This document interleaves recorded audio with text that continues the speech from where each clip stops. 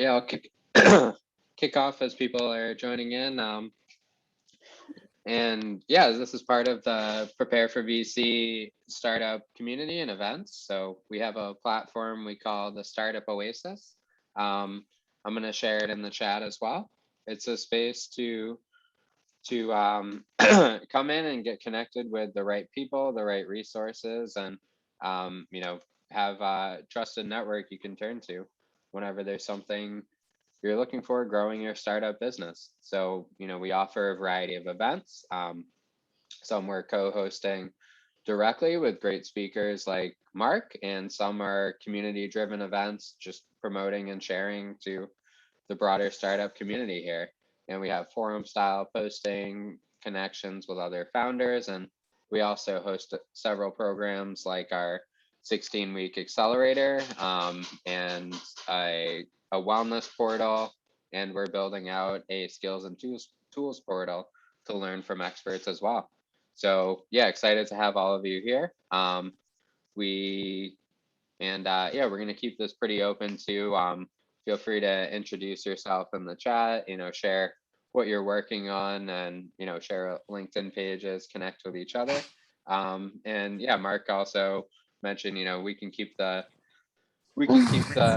webinar pretty interactive as well, in terms of if you have a question, as he's going through anything, feel free to unmic and share, and we can start a discussion there. But yeah, with that, really excited. It's a great topic today, getting more comfortable with selling, and Marc is a sales coach. I'm going to turn it over to him to introduce himself and start the presentation here. But we've met a bunch of times and was super excited about this topic, everything he's teaching entrepreneurs, and can't wait for the discussion today. All right. Well, appreciate the opportunity. Certainly, as Jason said, feel free to stop me, interrupt me, ask questions. I'm not stuck on going through, topics necessarily in sequence. Looks like we got a nice sort of small group here, so there should be plenty of time for discussion. See if I can get my slides to work here.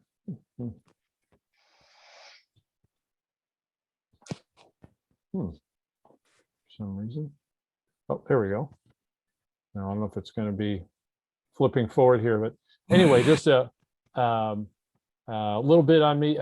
37 some odd years experience selling in mostly large sort of complex selling environments. Really always loved the pursuit of new business. First, just the sort of the hunt, if you will, was always intriguing and motivating for me. So developed a pretty good track record for doing that, and over 200 million over my career. Spent a lot of time with Hewlett Packard, 18 years, and some other technology companies, and went to school in the University of Rhode Island. There we go. So, the first thought about getting more comfortable with selling, particularly if it's new to you, or parts of the process are not comfortable for you, is to reframe it really as networking, which I'm sure all of you have done to some to some extent or another.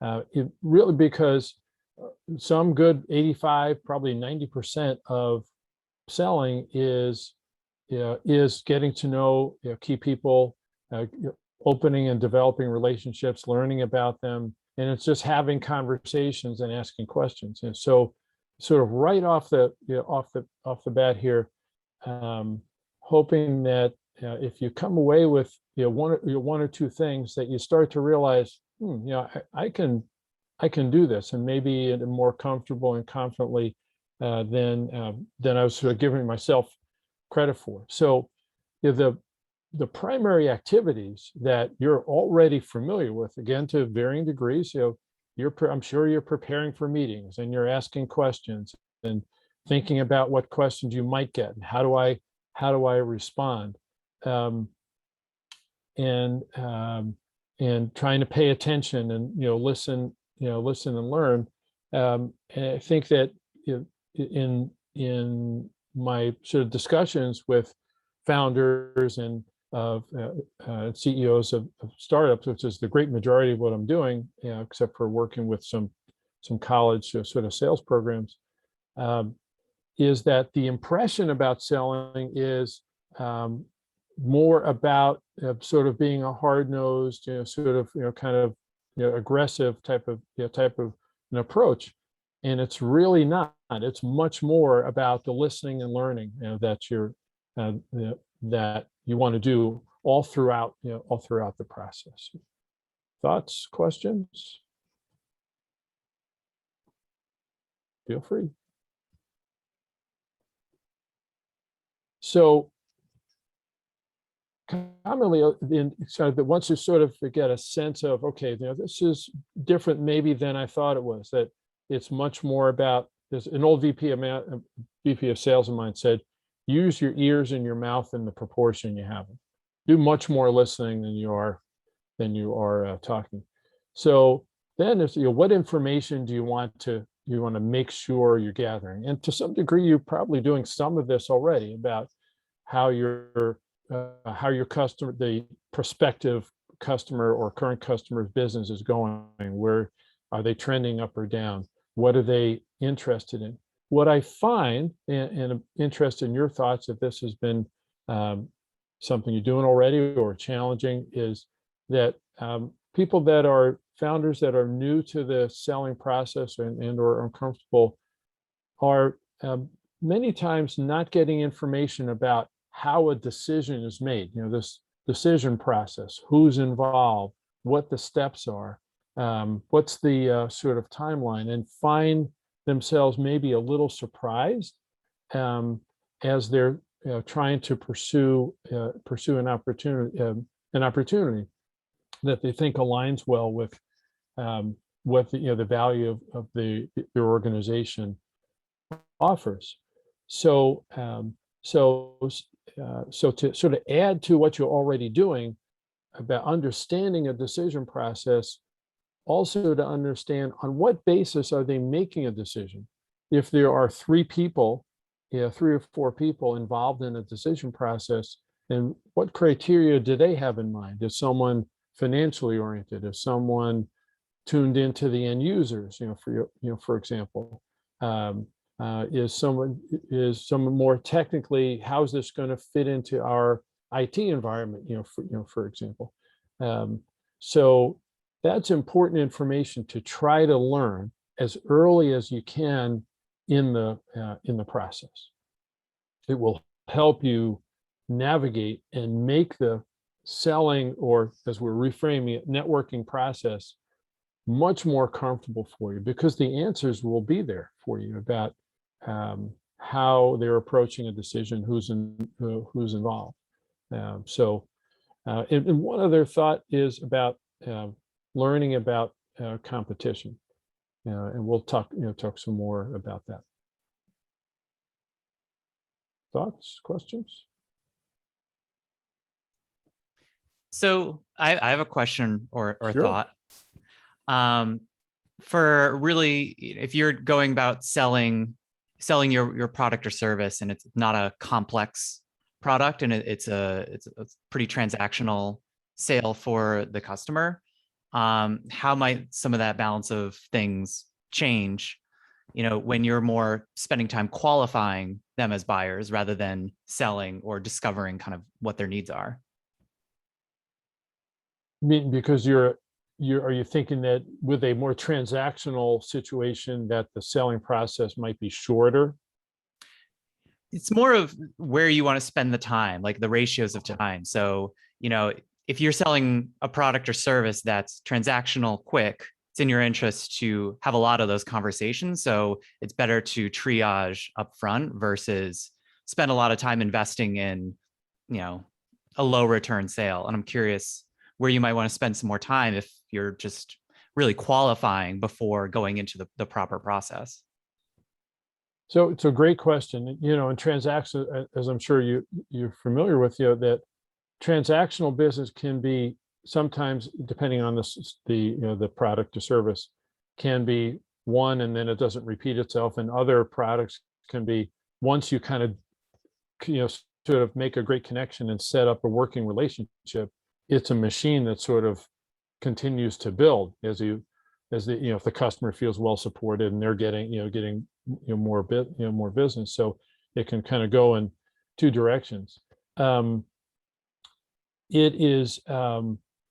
think it puts a brighter spotlight on the need to understand this information here, about how they're going to make it. I would add things like, for example, in either case, whether it's long and complex or short and transactional, what other solutions or products that are maybe similar are they currently selling, or did they try to sell? How did it go? So it's important to just as important to do the homework up front.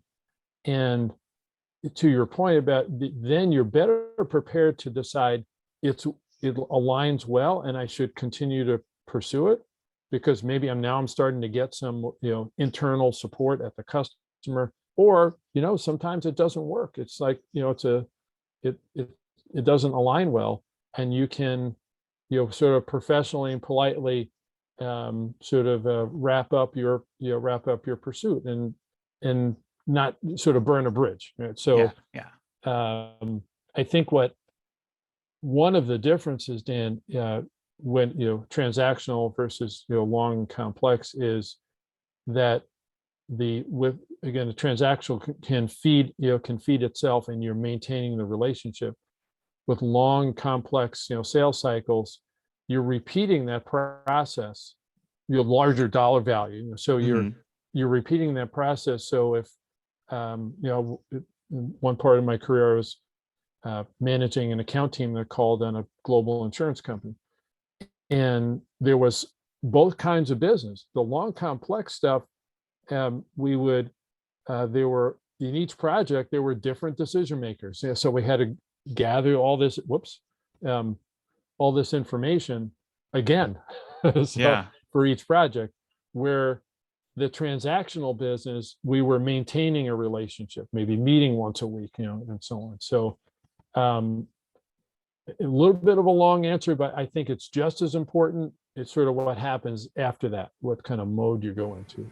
Sure. Can I ask something as well, Mark? Sure, please. Yeah. Great to be here, sir. As always, learning lots from you. So even in transactional type encounters, I really feel, and I know you feel the same, that nurturing is a key component. Can you speak to that nurturing a little bit in terms of, like, as you get to know the person, and even if it's going to be purely a transactional play, like what are some of the nurturing techniques that founders can perhaps use? So great question, Joe. It's again, some of the same sort of ideas would apply. What I have found works well, and I'm coaching a lot of founders to do, is to have, at some agreed upon cadence, have a recurring, pre-scheduled sort of touch base kind of a meeting where you're both looking back at how let's say you decide to meet once a month. I'm just sort of making it up. How'd the last month go? What's working? What's maybe could work better? What's planned for the next month or two? This is with the customer.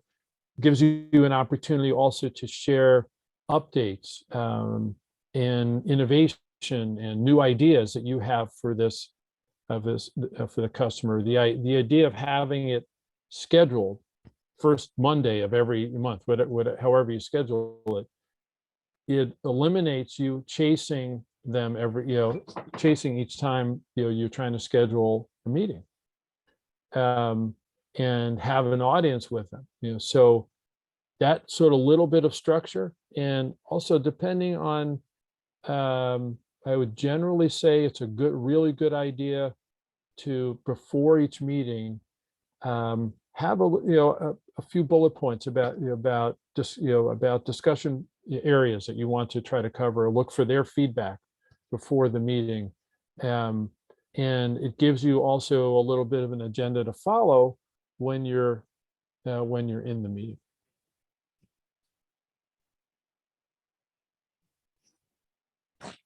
That makes sense?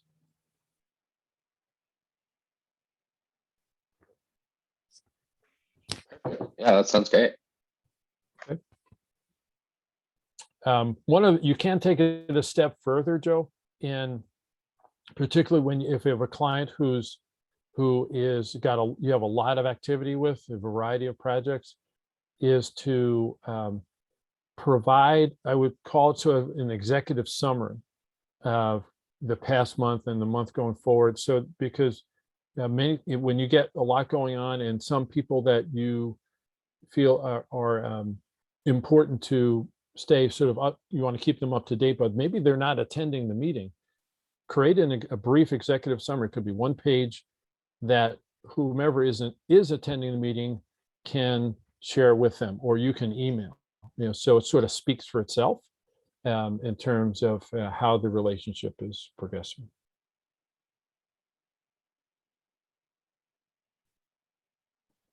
So I found that works well.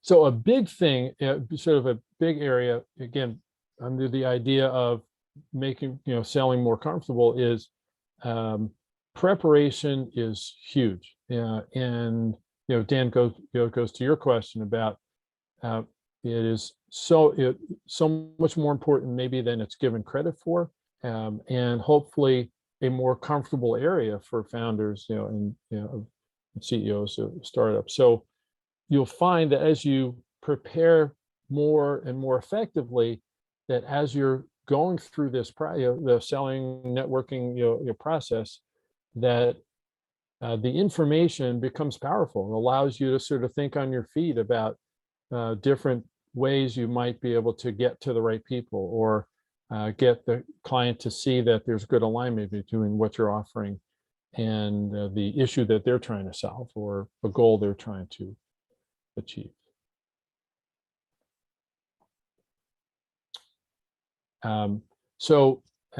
Taking a look at your competition. Of course, you want to understand who's offering similar solutions.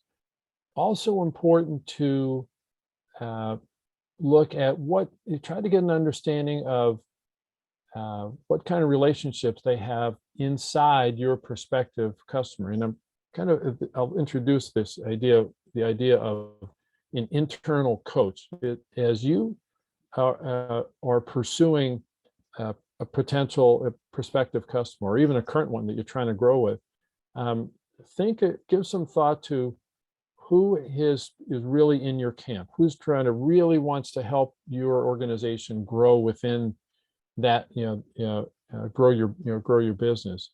And you kind of sort of label them, if you will, as an internal coach, or someone you wanted to develop into that, someone you can go to for insight into what competition might be doing, or how a decision is going to get made, and so on, or how to approach an upcoming presentation, for example. So it's an important concept to think about. One other point is that it's important to understand that the customer doing nothing, meaning continuing to do what they've been doing, is a competitor. So one of the best questions I was taught somewhere along the line was to ask a question once you kind of get a little bit of an understanding of what they're trying to achieve, is what happens if nothing changes? You get some interesting answers to that question. You get a sense of, they'll either say, wow, it would be disaster for this reason, we'd lose customers, or revenue would plummet or something. Then there's some motivation. Or if the answer is something like, wouldn't be the end of the world, we'd make it, then you really want to remember I said sometimes there is an alignment. One of the things you're looking for is, no matter what you're selling, is a sense of urgency. So if there's no urgency to solve a problem or achieve a goal, wouldn't say completely write it off, but it's either a timing issue, or maybe it's just not good, good alignments. So just something to think about. So now let's say you've done a lot of preparation, gained a lot of knowledge, and one of the things you want to, in the questions you're asking, two things I'll point out from this slide are, make sure your questions are open-ended: who, how, what, when, where, and why. You'll get, as opposed to questions that are closed-ended, you get sort of, yes or no. And if I had to pick one question, and I took Dale Carnegie a couple of times early in my career, one question that I got more mileage out of was, when I was contacting someone, always ask if you haven't scheduled some time with someone, just ask them if it's convenient to talk. It's a simple little step that you may already know that the people you're trying to contact there's 25 other people that are in selling kind of roles that are also trying to contact the same person. And Jason, I can imagine you get uncountable number of people reaching out to you. And what I've heard and found, that most people don't ask if it's convenient for someone to talk. They'll just kind of go right into trying to sell something. So I don't know if everybody sort of had similar experience. And just by respecting their time, and this could apply to a receptionist, that you start with the very first person you're in contact with. You'll get mileage out of it. One of several questions I get a lot is about, how do I start building how do I get started? How do I start sort of building a pipeline? One way to kind of get going is to pick a small number, single digits, and start with contacts that you know and trust, friends, coworkers, and so on. And the goal isn't to sell something. The goal is to get to learn, to get information, suggestions, ideas, maybe referrals to other companies that might, organizations that might be interested in what you're offering. And that will help you. The repetition of that will help you get more comfortable sort of with the process. And once you've had those 5, 6, 7, whatever, conversations, take another small group, and make, give yourself a goal. I want to have this 5 or 6, 7 conversations in the next 2 weeks or something. Just give yourself a goal to shoot for. One of the big keys to building a pipeline is consistency. So talk with a lot of founders who get a lot of energy to build a pipeline. And Dan, I know some of the work you're doing, you might hear the same thing, is they get a lot of energy, they start working on it, and then they're off doing other they're raising money, which they need for VC for. So they're talking to investors, they're working on marketing plans, they're trying to hire people. And what happens to the pipeline? Just what Dan said, it goes away, dries up. So somehow to achieve the consistency of a certain amount every week, just chip away, is so important to building a healthy pipeline. Thoughts, questions? I think something that I find for myself, and also in the entrepreneurs that I support, is definitely the consistency is difficult, but that's because it's hard to identify the feedback and know when you're making success, when you're making progress. Otherwise, it just feels like you're shouting into the void. I'm curious, do you have any thoughts on feedback loops so that you can stay motivated and consistent? So, feedback from the prospective clients that they're reaching out to.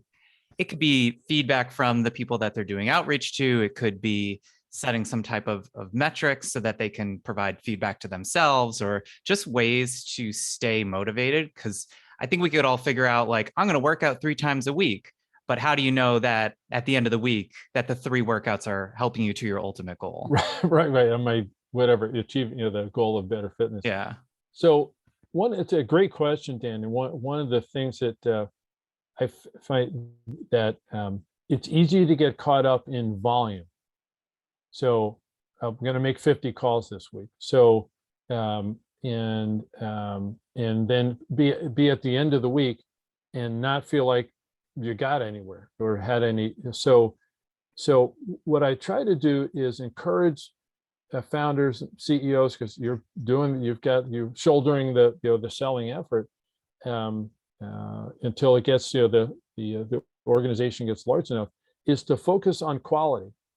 Meaning, my goal, again, making it up for the next 2 weeks, is to have 4 conversations and get in and learn about, get some ideas, try to get and get 2 referrals. I'm making up the metrics. But so as opposed to a volume of calls, and what I found that focusing on the result, the sort of the quality of those calls works well with the focus on preparation.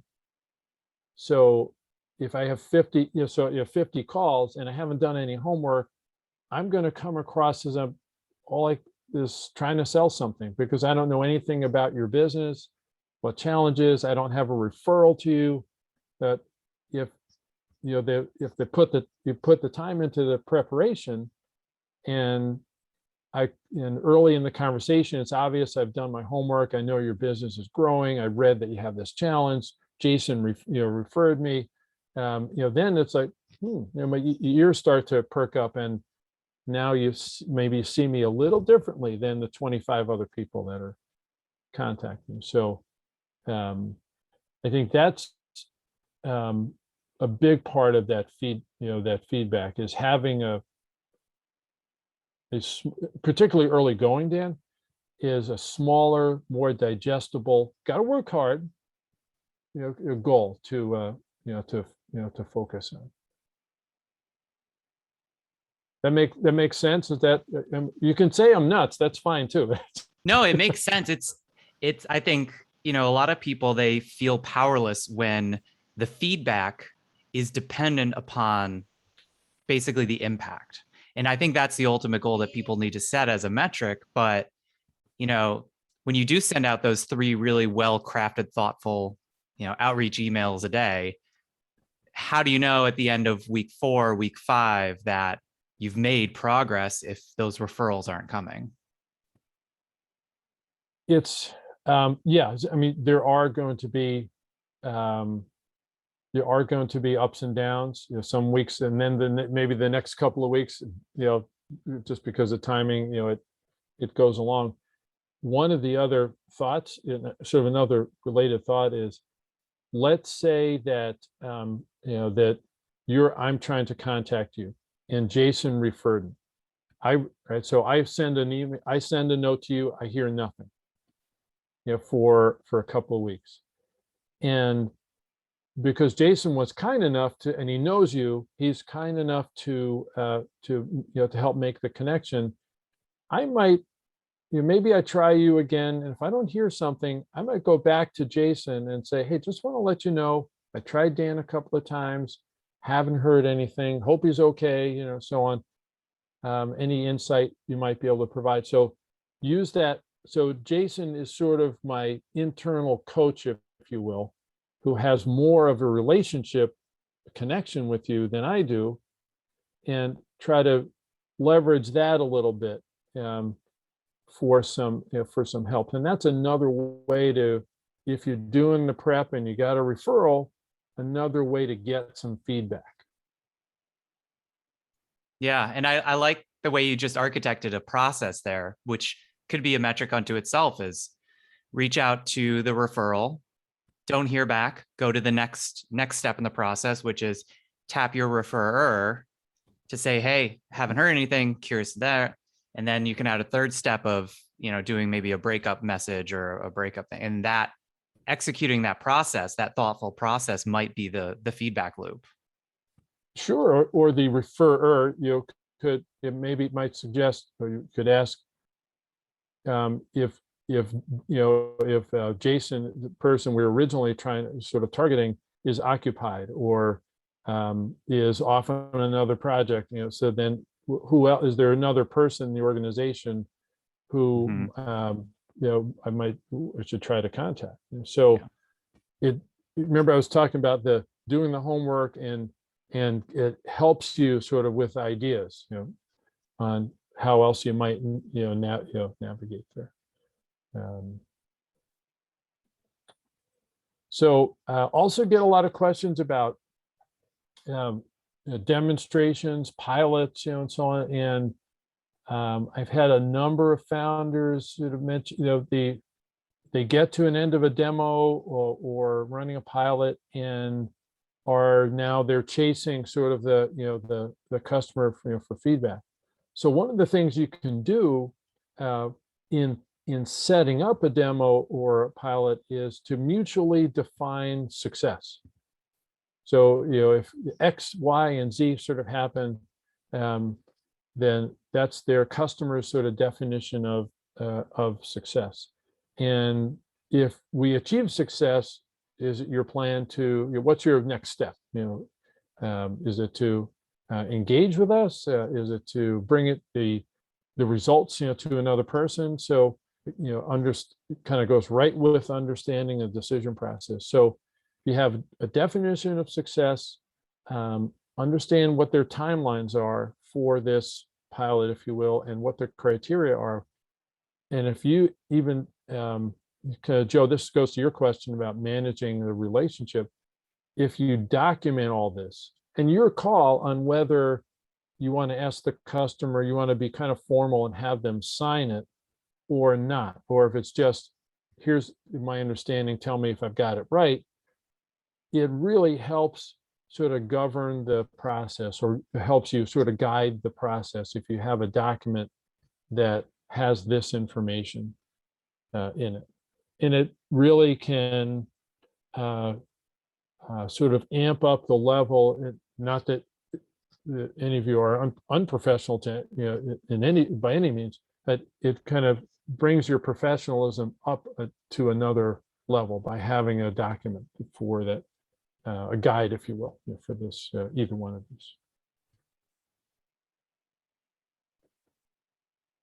So, and closing is probably the sort of the hottest area, if you will, that I get a lot of concern about. I don't want to feel like, I don't want to come across as a pushy salesperson. And how do I ask, for, how do I ask for the business is essentially kind of the, I don't know, Jason, if you hear that from founders. Yeah, definitely. Like relationship building versus sales. Sure. And that they're much more comfortable in the relationship. Yes. So, we've had a few conversations, and how do I move this? How do I kind of how do I get them to sign or move forward? And it's understandably an uncomfortable sort of a part of the process.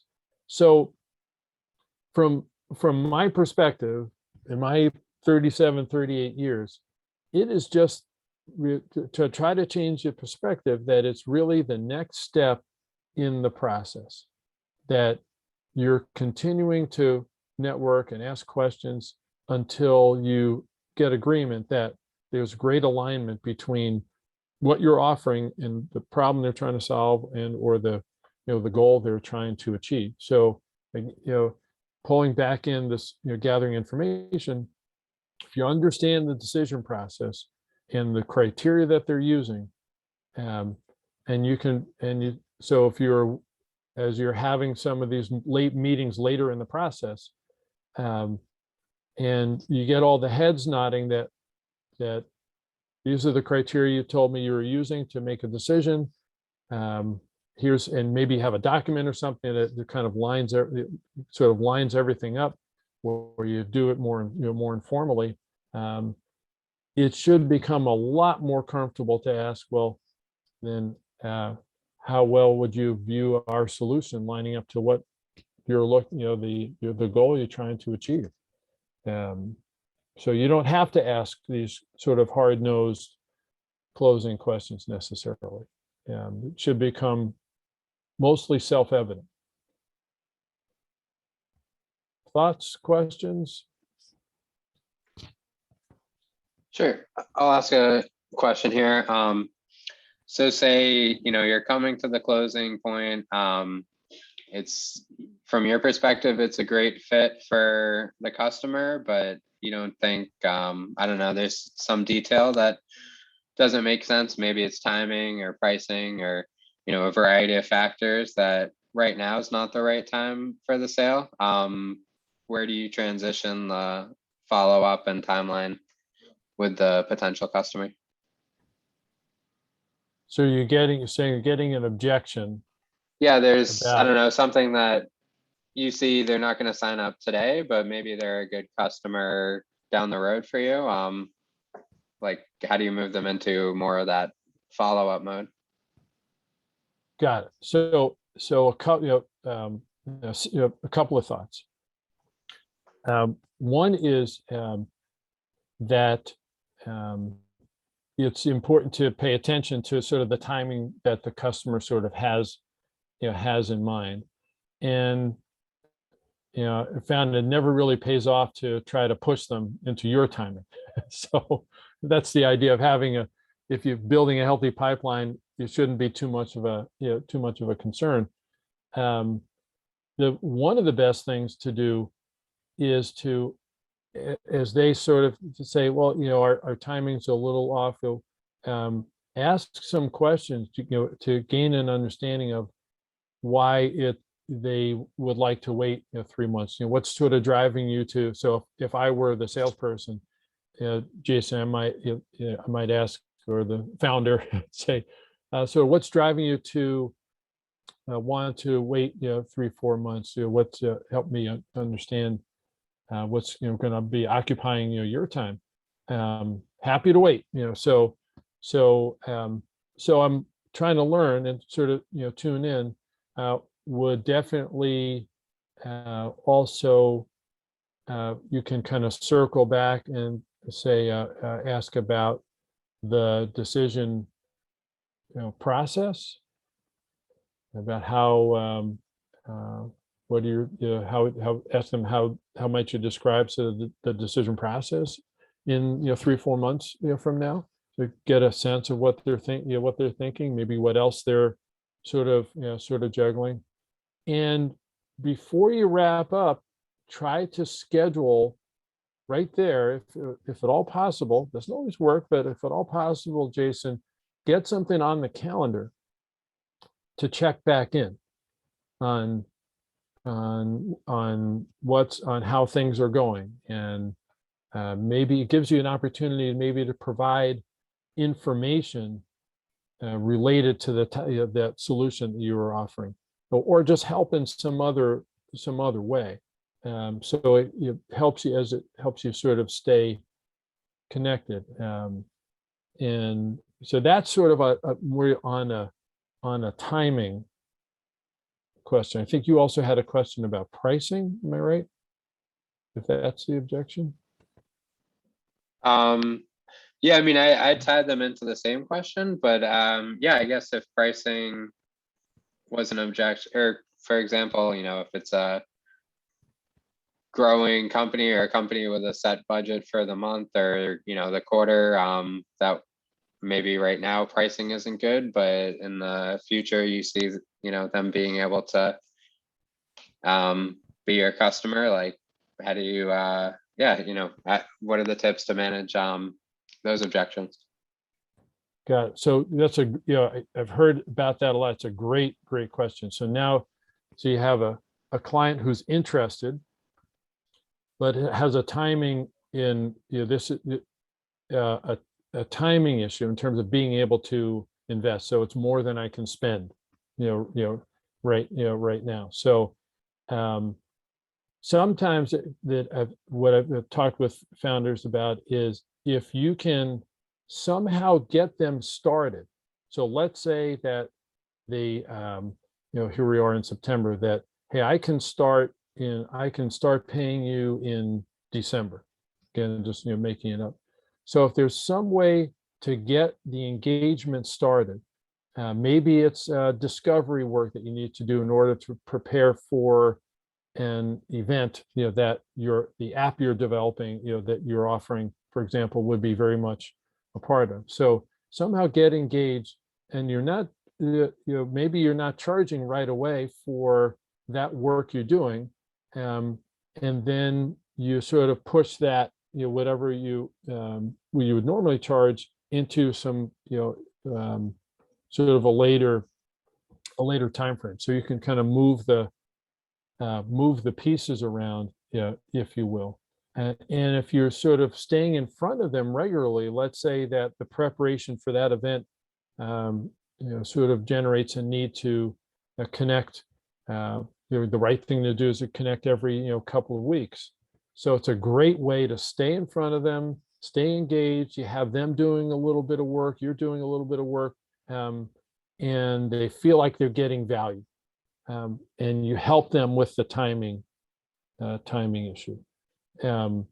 The other side is, if it's not, they're okay, but it's just the dollar amount, you can kind of take the same approach. Maybe you can move money around. You can also adjust your, try to see, well, what if we adjusted the solution? So for example, if there's some work up front for a project, that is driving the, sort of the initial phase, investment for phase one up, maybe do they take on a little bit of the work so you can reduce what you're charging? So that allows the creativity to try to get things sort of in sync with how much they can spend and when.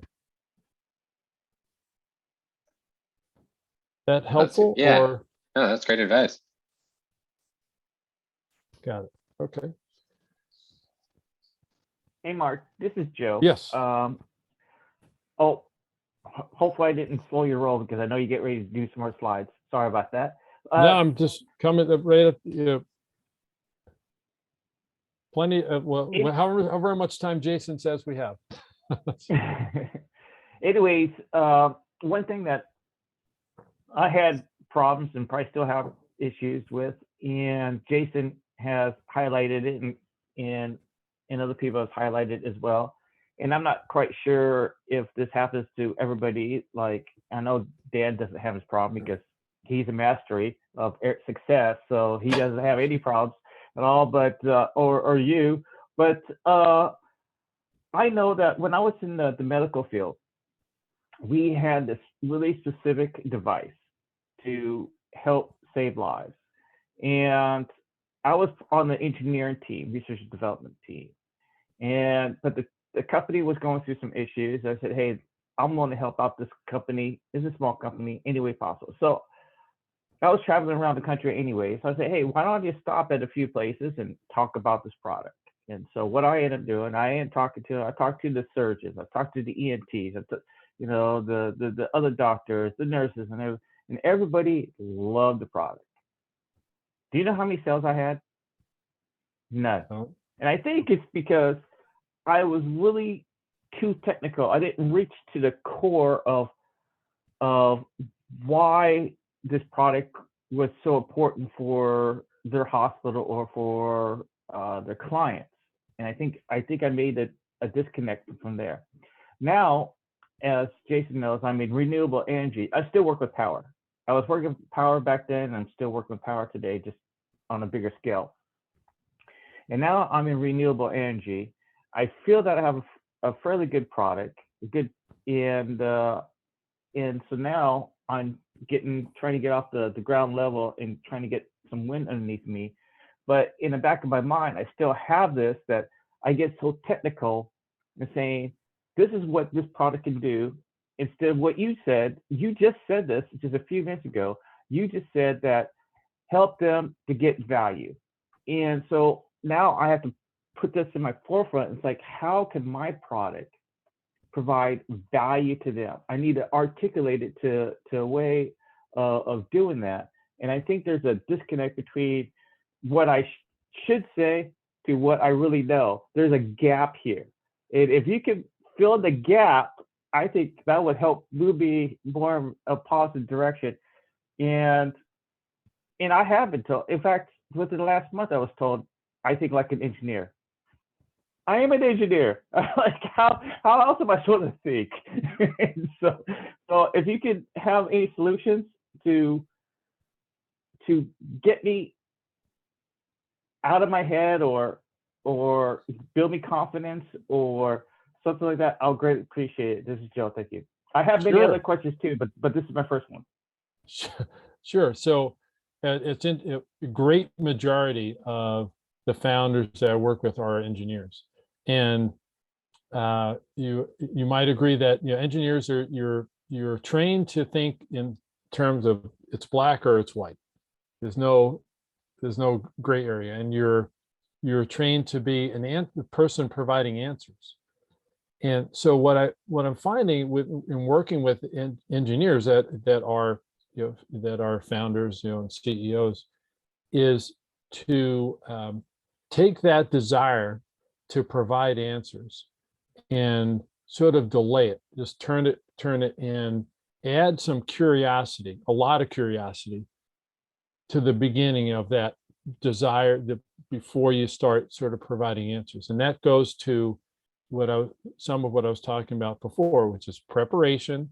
Do your homework on the company, the contacts, and so on, and what they're focused on, what they're trying to achieve, and the preparation, asking those open-ended questions so you can understand what they're trying to achieve. What would it mean to the organization if they achieve those goals, and so on. That curiosity, asking those questions, Joe, will give you the information you need to be able to present your solution in alignment with how they're thinking. If you skip all the prep and all the questions, it's sort of guesswork, and so it just it's a bit of a modification, if you will, to how as an engineer, you're trained to think. And I think you'll find as you go forward so the next call you have, you maybe ask yourself, well, how well do I know this organization and this person? And how do I understand the decision process and the criteria they're going to use? And it's good news, Joe, if you say no, that's fine. That tells you, all right, now I know what my homework is. And I need to go to someone who's sort of my internal coach, someone who's sort of in favor of what I'm trying to do, and try to get some guidance, get some information. So hopefully I answered your question. I think about filling that gap. You fill the gap by doing your homework, asking questions, and preparing. And to further piggyback on what you just said, Mark, what you're trying to state is try to understand the organization and how they function in life. And if you see that our solution can fit one of their needs, highlight that solution. Highlight that their need to a point of saying, I know that you guys do this.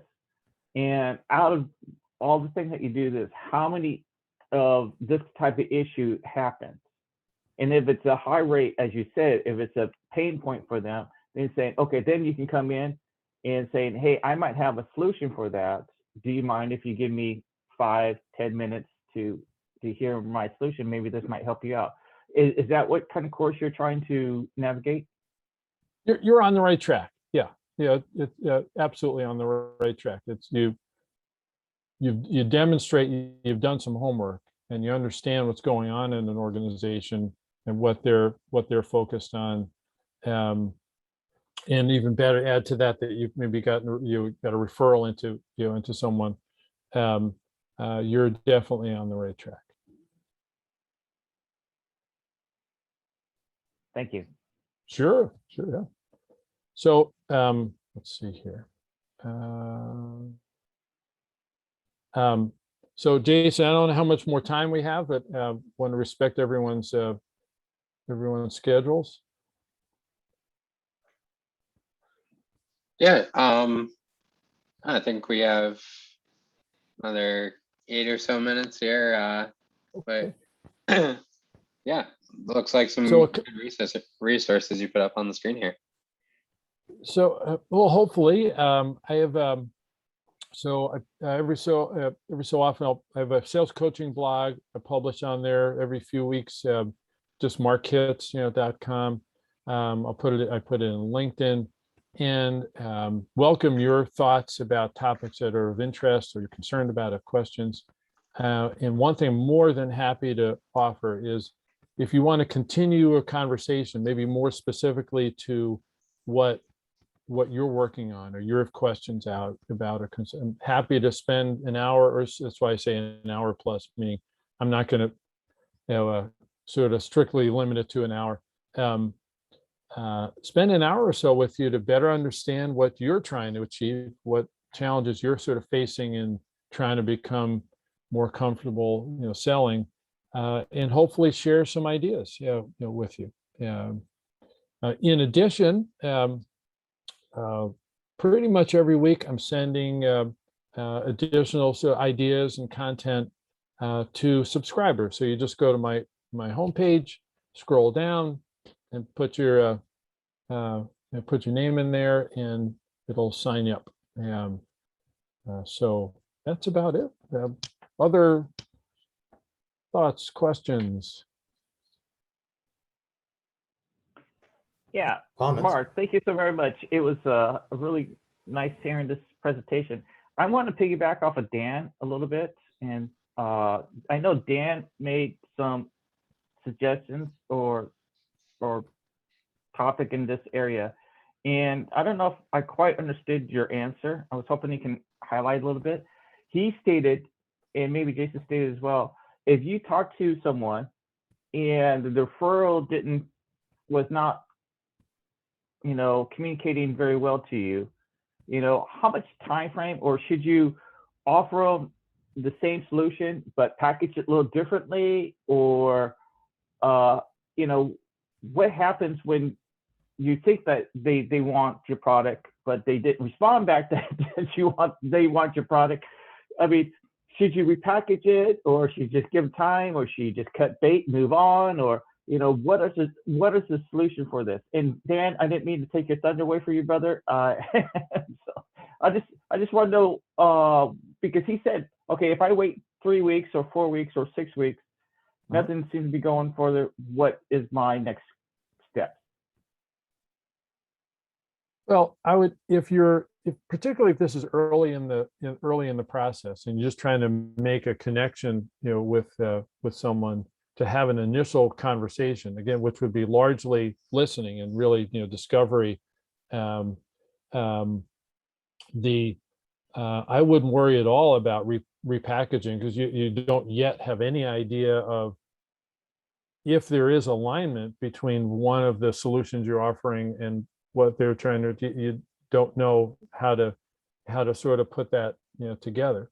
So one of the things that's really hard for people in selling, or as we're reframing it, networking roles, is patience. It's like, I'm not patient. So about a lot of things that it's something that you just you want to work on being okay with, and much better to be patient and allow so if you tried someone, give it at least a couple of weeks. You don't hear back. Maybe you try again 2-3 weeks. The last thing you want to be is a nuisance and just sort of throwing things out to see if they stick. And that's why sometimes why I said to Dan that you try it once, you try it again, so maybe 2 times over 5 or 6 weeks. So like, I don't want to be a nuisance. So I'm not going to try again until I get more information. Let's say I'm trying to reach you, Joe. I might have Dan referred me. I'm going to go back to Dan. Is it just, you were kind enough to refer me? I haven't heard back. I just want to let you know. And what are your thoughts? And kind of get some coaching there. So, Dan, did you have a question? Mark, this is probably my last question because we only have like a few more minutes. Is it better to do, as you said, for phone calls or Zoom or something like that, or when you send them information, could be like a colorful presentation and so that? Which one do you feel works a little bit better to gain a relationship? Thank you. Sure, I would, and I'm just going to tell you my experience. I'd be interested. So Jason, you might be much more on the receiving side, or have receive a lot more. Is that that I wouldn't bother sending long presentations and big brochures. I don't think people are going to read them.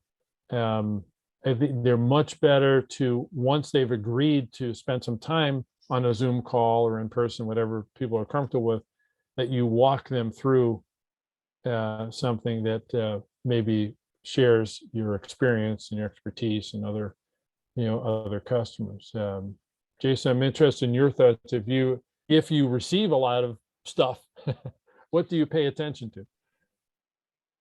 Yeah, I think it's it's a visual, either visuals or highlights. If you're sending a PowerPoint presentation or a small brochure, you're expecting like somebody is going to spend 2-3 minutes reviewing it and then deciding whether or not they respond and want to jump on the next conversation with you. And same thing I'd say in the email too, is like, if there's, if you're receiving a lot of outreach, either as sales leads or as on the investment side, having those like top 3 bullet points that would make them want to jump on a call, rather than paragraphs of information that they're not going to read. Rather highlight the most important information and then dig in deeper from there. Got it. Well, Jason, I know we're getting to the top of the hour, so want to respect everyone's time. Yeah, no, really appreciate it. I think you did a great job, and yeah, amazing questions and participation here as well. So we're gonna share the recording on our YouTube channel and in the community page, and then Mark's on the community as well. He put his contact here, so you can connect. Yeah, he's a great resource to follow up and connect with, as you've heard today. So really appreciate everyone joining us. Again, we'll be sharing this, and also check out all of our future upcoming events and let us know if there's any other resources or connections, advice we can help with. Right. Thanks. Have a great day. Thanks again, everyone.